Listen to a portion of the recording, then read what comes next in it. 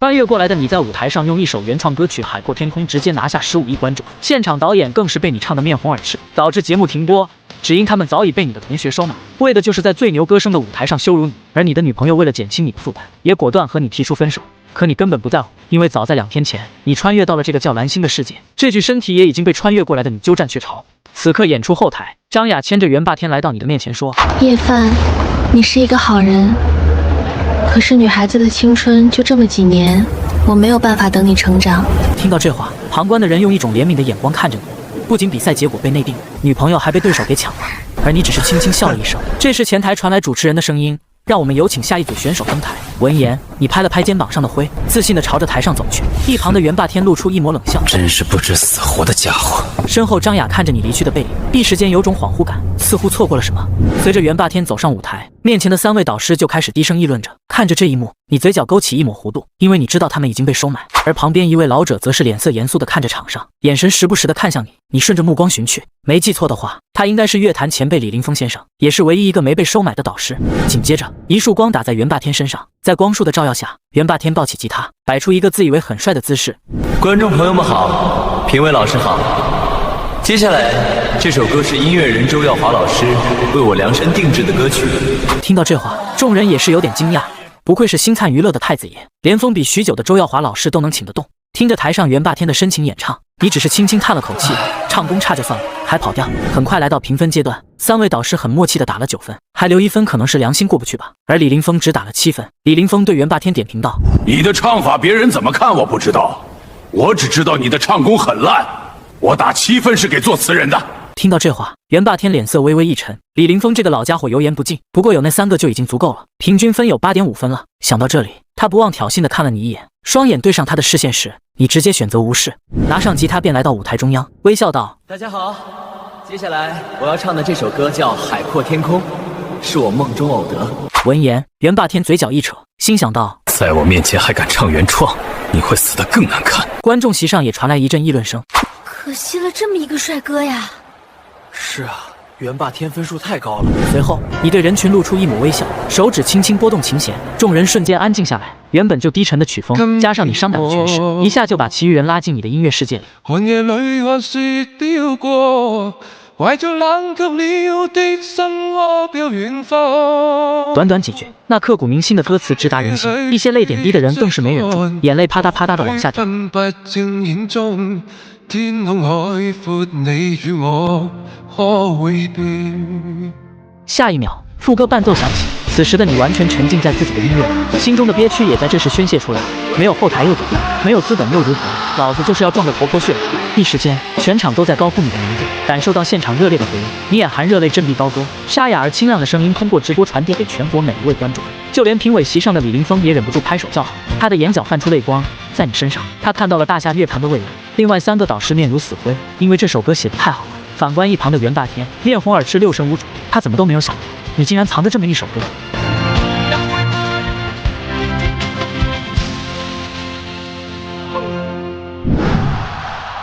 兩個人水平都不在一個層級。無數掌聲之後，主持人才緩緩開口：“接下來請4位導師評分。”這時，一道洪亮的聲音傳出：“我打10分。這首歌非常具有感染力，我已經有10年沒聽過這麼好的作品了。你的歌喉也讓我驚豔，在我看來，我有異議。經過我們3個的商議，我們只能給你打7分。歌是好歌，但是你唱歌用力過猛，很多地方還有待改進。”台下觀眾頓時一陣譁然，這也行？太假了吧！這麼好聽還說唱功不行，明擺着就是黑幕。面對這個結果，你只是輕聲笑道：“我相信才華終將會戰勝一切。”話音剛落，掌聲瞬間響徹全場。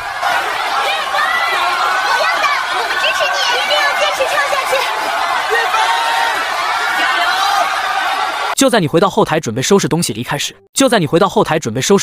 時，身後傳來一個聲音：“葉凡，你才是最優秀的。”令你沒想到的是，叫住你的人居然是你們學校公認的校花夢瑤。謝謝。沒什麼事，我先走了。說完，你頭也不回的離開。看來當年的事情你真的忘記了，不過沒關係，我會慢慢追到你。第2天來到班級，雖然節目還沒播出，但是你淘汰的消息已經在學校裡傳開了。喲，這不是大明星葉帆嗎？比賽輸了就算了，女朋友还被袁绍抢走了。就在这时，门口传来一个声音：谁说叶凡没有女朋友？从现在开始，我就是他女朋友了。闻言，众人微微一愣，只见一个白色的身影已经走到你的跟前。叶凡同学，你唱歌真好听。众人一脸惊讶地看着你，可下一秒，你的回应却让所有人瞠目结舌。你喜欢我什么？我争取改正。听到这话，全班男生想打死你的心都有。上课铃声响起，导师李如走进班级。上课之前有件事情我要说一下，星期天晚上学校有一个父亲节晚会，目前袁霸天已经报名了，还有谁愿意报名的请举手。这时袁霸天嘴角勾起一抹冷笑。我觉得叶帆应该参加。刚刚梦瑶也说叶帆的音乐水平很高，怎么也应该为班级争光吧。闻言，你轻轻一笑。既然你这么想出丑，那我就成全你。下课铃声响起，梦瑶拉着你的手就朝外面走去。叶凡，这周末你有空吗？有场音乐比赛，想请你帮个忙。听到这话，你突然想到，前世梦瑶的确参加过什么音乐比赛，后来好像发生了什么事情，她就再也没碰音乐了。难道是出了什么意外吗？看着她那期待的眼神，你还是没狠下心拒绝。我答应你。谢谢你。星期天晚上，晚会现场已经人山人海。你刚走到门口，就看着梦瑶一脸激动地朝你跑来，二话不说挽起你的手臂就往会场走去。感受到手上传来的柔软，你的身体猛地一颤。别拉我，带球撞人可是犯规的。演出后台，梦瑶身着一袭高贵的礼服坐在你旁边。今晚的演出可是通过网络直播的哦，好好加油，我看好你。闻言，你眼前一亮。是吗？那就更好了。梦瑶有些惊讶地看向你，不知道为什么，总觉得你跟之前好像不一样了。晚会很快便开始了，各种火爆的热舞和歌曲让现场的气氛变得热闹无比。很快，主持人的声音从台上传了下来。接下来有请梦耀同学上台演唱。当身穿白色连衣裙的梦瑶走上舞台时，现场瞬间火爆起来。天哪，好漂亮啊，让人窒息的美！终于可以听到女神开口了。台下的男生都在大声呐喊，直播间的网友们也惊讶无比。一首歌结束后，梦瑶在众人依依不舍的目光中走下舞台，然后一脸期待地看着你，就像一个想得到表扬的小孩。见状，你笑了笑，唱得很好听，比许多明星唱的还好。不远处看见这一幕的袁霸天脸色十分阴沉，同样脸色不好的还有张雅。凭什么你刚离开，就立马有了新欢？接下来要登场的是袁霸天同学，他为我们带来的歌曲名字叫《父亲》。闻言，袁霸天猛地站起身，上台前还不忘挑衅地看了你一眼。在众人的掌声中，他缓缓开口，一首悠悠漫长的曲子传遍全场。此曲一出，观众都忍不住惊讶：真好听啊！不愧是周耀华老师的歌，专业作词家就是不一样。而且李少的歌声也不错，这首歌恐怕要火了。很快，一首歌唱完，现场掌声比起刚才的梦瑶有过之而无不及。回到后台，袁霸天径直来到你身前，下一个就是你了，想认输的话，现在走还来得及。让我们有请下一位叶凡同学登场，他也将为我们带来一首原创歌曲。让我们有请下一位叶凡同学登场，他也将为我们带来一首原创歌曲《父亲》。你刚站起身，就听到底下观众传来的讽刺声。放鞭不可怕，谁烂谁尴尬。你并没有回应袁霸天的嘲讽，拿着吉他便走上舞台。你说道：各位老师、同学们好，接下来我要唱的这首歌，送给全天下所有的父亲。随后，你轻轻拨动琴弦，众人瞬间安静下来。总是向你索取，却不曾说谢谢你。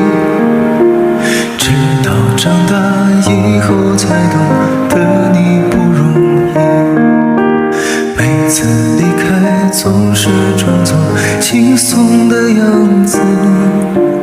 此刻，场下所有人眼眶都湿润起来，因为他们在歌曲中真切感受到了父爱，而你只是抱着吉他静静的唱，脑海里闪过前世跟父亲的种种。虽然他只是一个普通的工作，没能让你过上好的生活，但也从来没让你饿过一顿。想到父亲临终前的那句话，你眼眶不禁有点泛红。爸爸说，原谅爸爸没有办法看到你们长大，但爸爸会在天上保佑你。想到这里，你喉咙滚动，声音也更加嘹亮。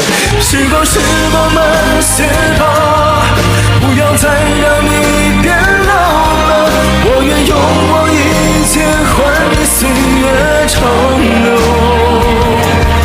一生要强的爸爸，我能为你做些什么？微不足道的关系，收下吧。所有人都还没从歌曲里走出来，你抹了抹眼角的泪水，你说：谢谢大家，祝天下的父母都能长命百岁。听到你的话，众人才反应过来。下一秒，现场响起排山倒海般的掌声。正当你准备走下舞台时，梦瑶一个箭步上前，抱着你的手臂。叶帆，你太厉害了！随后两人就在观众嫉妒的目光中，手挽手的朝着台下走去。晚会结束没多久，你的那首《父亲》便直接火爆整个网络，更是获得乐坛天王的点评转发，所有网友纷纷跟评。在现场，我听了那么多歌都没破防，这首歌让我哭得像个刚出生的婴儿。感谢叶凡同学替我们这些远在他乡的人，给天下父亲送了一份最好的节日礼物。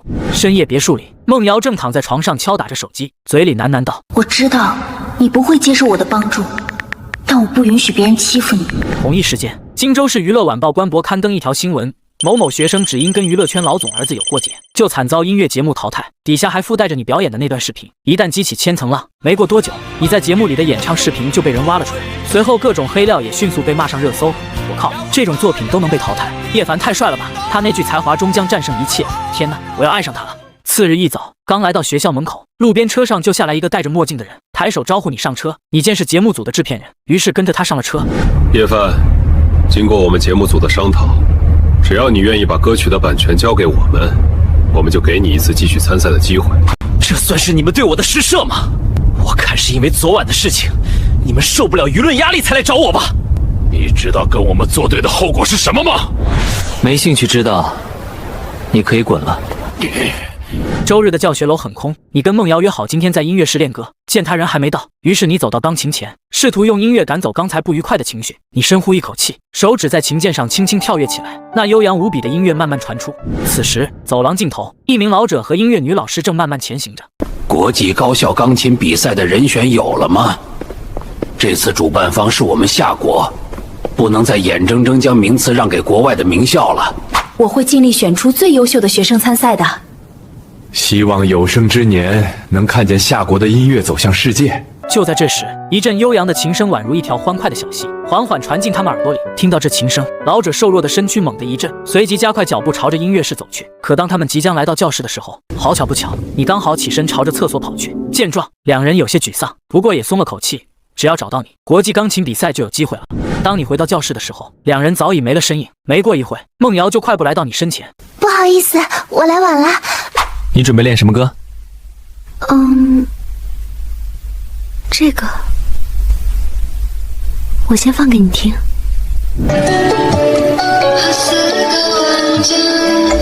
恕我直言，这首歌即便是唱了，也不可能晋级的。我现在也没办法唱其他歌了，其他歌曲的版权我拿不到。既然我已经答应陪你一起上台，那我就一定会做到。有我在，不会有问题的。说完，你便自顾自地弹唱起来。你和梦瑶两人开始练习，看着渐渐暗下来的天色，你示意梦瑶今天就练到这里。梦瑶对你说道：“我爸并不想让我进娱乐圈，所以一直从中阻挠。这次如果不能顺利晋级的话，我就得老老实实回家了。”这时你才知道为什么前世梦瑶会突然消失了。第二天刚结束上午课程的你，本打算叫上梦瑶去练习歌曲，却被操场上的一阵阵尖叫声吸引，一群女生疯了一样的朝着校门口跑去。顾天，他是谁？此时校门口已经围满了，顾天就是秦教授的学生。这时一名女生捧着一束花上前，对着顾天献花，而顾天也乐在其中。直到看见人群后面的梦瑶，才眼前一亮。顾天穿过人群来到梦瑶面前。瑶瑶，听说你参加了音乐比赛，如果需要搭档的话，我愿意陪你一起参加。此时梦瑶脸色有点难看。不好意思，我男朋友找我。说完转身就跑了。次日，秦教授便火急火燎地找到你。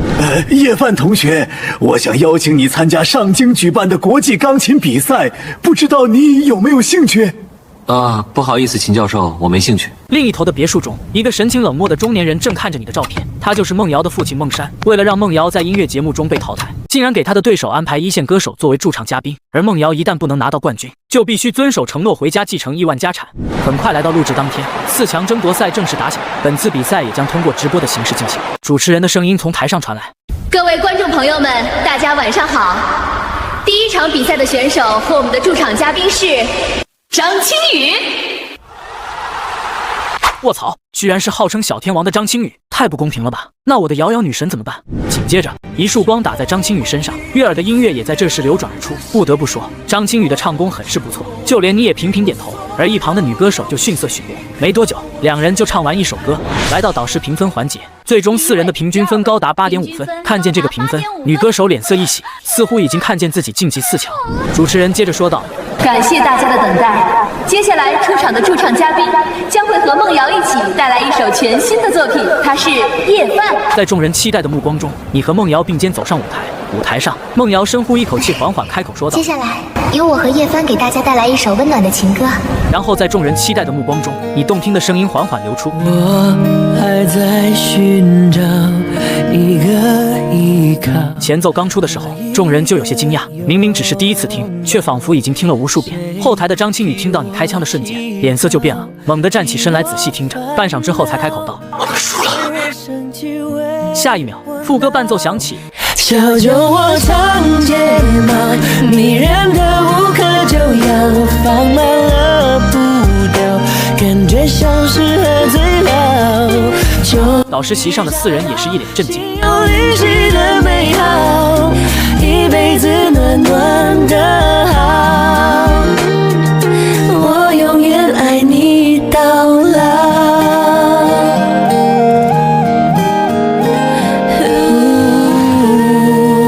歌曲结束，众人还意犹未尽，台下的观众不自觉露出几分笑容。这时，主持人的声音响了起来：“非常感谢梦耀跟叶范的倾情演出，接下来请导师评分。”我真没有想到，叶范同学，你不但写歌厉害，唱歌也这么好听。唯一的缺陷就是瑶瑶没有跟上叶范的唱功。所以经过我们的讨论，我们一致打出9.5分。随后，主持人激动的声音在众人耳边响起：“导师评分9.5分，这是我们目前看到的最高评分。让我们恭喜梦瑶晋级4强。”在后台，正当梦瑶还沉浸在晋级的喜悦中时，突然身后响起一个声音：“你就是叶范同学吧？我们聊一聊。”好。此时梦瑶的脸色十分难看，因为她知道她父亲要出手干预了，而你只是看了一眼梦瑶，随后便朝着门口走去。孟山对叶凡说：“我很感谢你为我女儿写这样一首好歌，不过这件事也到此为止吧。我会给你100万的酬劳，希望你不要再替她写歌了。”而你只轻轻一笑：“我答应过瑶瑶会帮她晋级，所以很抱歉，我不可能食言。”闻言，孟山只是冷笑一声，说道：“像你这样不认命的年轻人，我见过很多，希望你好自为之吧。”看到你回来，孟瑶强行挤出一抹微笑。你看着她这副委屈模样，突然有点心疼这丫头。放心吧，我没有答应她，接下来我会跟你走下去，答应过你的事情我会做到。谢谢。按照规矩，我是不是不能再上去助战了？每个助战嘉宾只能参与1轮比赛，如果还想继续参加下一轮的话，就需要通过导师挑战，而且平均分需要达到9.8以上才行，这几乎是不可能完成的，所以……这时4强名单已经全部出炉，主持人正准备宣布本期比赛结束时，等等，我想发起导师挑战。听到这话，所有人都觉得你疯了。你没有任何迟疑，拿起吉他，随后你轻声说道：“谢谢大家支持，接下来一首原创歌曲，也送给屏幕前的你们。”下一秒，你轻轻拨动琴弦，高亢振奋的声音瞬间响彻全场。充满鲜花的世界到底在哪里？如果它真的存在，那么我一定会去。短短几秒钟，所有人的心神就被带入歌声中，感受着歌声里的不屈与倔强。节目组的人也呆住了，这是唯一一首不需要他们伴奏的歌曲。作为专业的音乐人，他们能感受到这首歌的力量，那种想要冲破一切阻碍，不畏前方荆棘和坎坷，是要与命运拼个你死我活的决心。再用力爱，哪怕肝脑涂地，不求任何人满意，只要对得起自己。终于来到高潮，你振臂高歌，犹如一簇小火苗掉进油管里，瞬间爆发，生命的激情的演唱使现场观众进入癫狂的状态。生命的广阔不历经磨难，怎能感到命运它无法让我们归地悄然，就算鲜血洒满了怀抱，与其苟延残喘，不如从今燃烧吧，为了心中的美好。就连节目组和媒体记者这一刻都被这首歌深深牵动着，尤其是你最后仰头长啸的那一幕，所有人都觉得你高大无比。此时后台的梦瑶早已泪流满面，听完这首歌，她也更坚定自己当歌手的决心。下一秒，主持人大声说道：“感谢叶凡同学为我们带来这么一首振奋人心的歌曲。那么接下来，请导师评分。”话音落下，所有人的目光都齐刷刷地落在4位导师身上，其中资历最深的江明导师深深地看了你一眼。我从没见过任何一个新人一次又一次刷新大家对音乐的认知，而且你的唱功非常具有感染力，我能感受到你的真诚。所以，经过我们4个人的商议，最终决定打出9.9分。哇，不给你满分是怕你骄傲。话音落下，现场响起了一阵阵激烈无比的掌声。另一边的学校宿舍里，张雅脸色苍白地看着直播画面。早知道你会这么要脸，他打死也不会和你分手。回到后台，你笑着对梦瑶说道4强赛，我做你的助战嘉宾没问题吧？除了你，别人我还不要呢。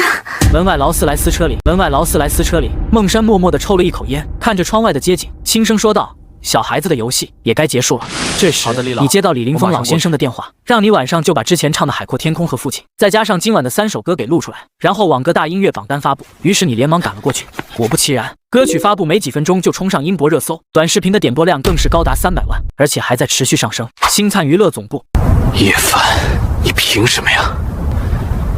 凭什么走在我前面？一旁坐在沙发上的袁国庆皱着眉头：“你慌什么？明天是最牛歌声选秀的决赛，你要做的就是拿下冠军。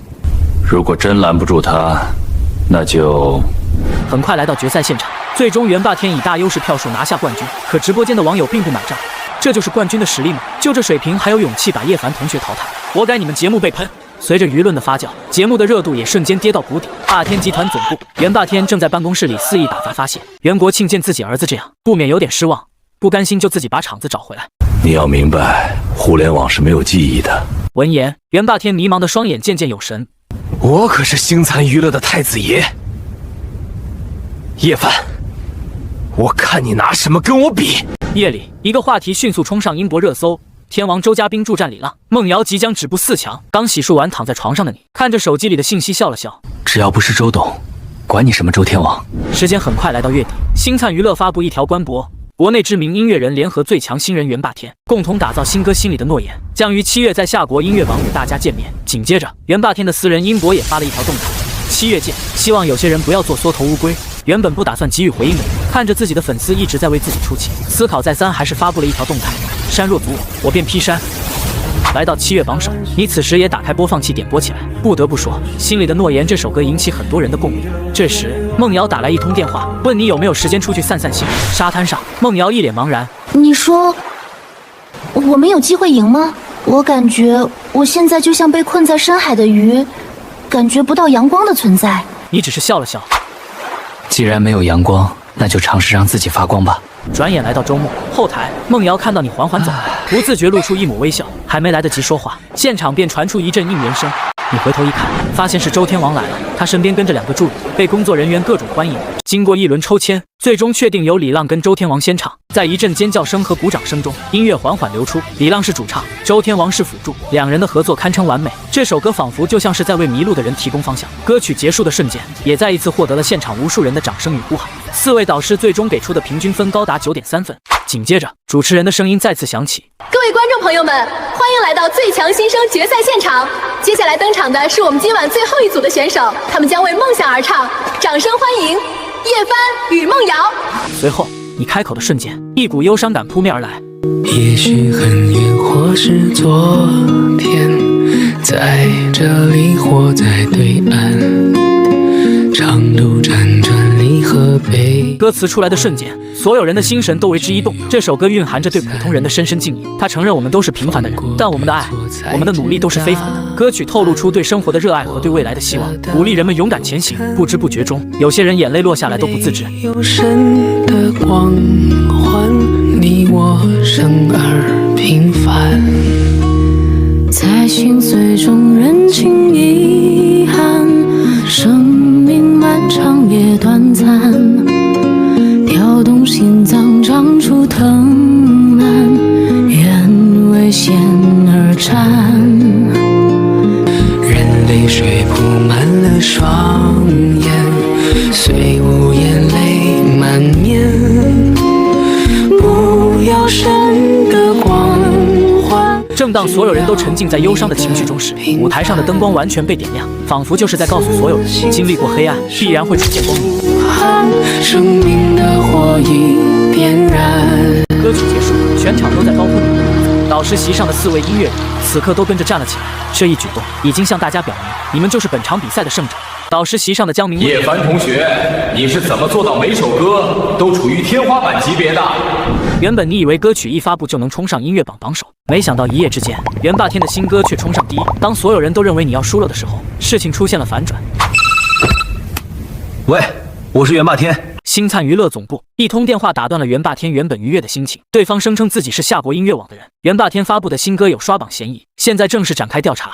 接连2天的调查也证实了元霸天刷榜的事实。这件事情一经发布，便在网上掀起轩然大波。对此，你只是摇了摇头。你决定自己组建一个工作室，于是你找来为数不多的好兄弟几兵商量。可忙活1天下来，还是没有合适的地方。正当你们准备回去的时候，后面传来一个声音：两位这么晚还不回家呀？看来你们需要一点特别的情报。这人谁啊？啊？看见那栋大楼了吗？里面有你们想要的答案。